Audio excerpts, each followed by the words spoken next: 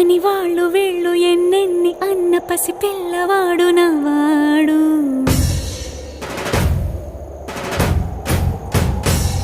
విడుముండోడు అని ఊరు వాడ అనుకున్న గాని మహారాజు నాకు నవ్వాడు.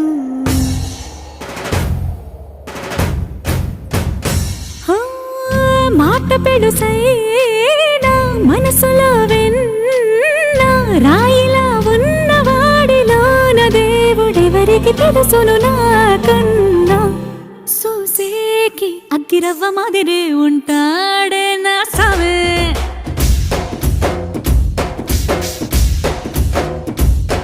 మెత్తాని పత్తి పువ్వుల మరేసంటాడే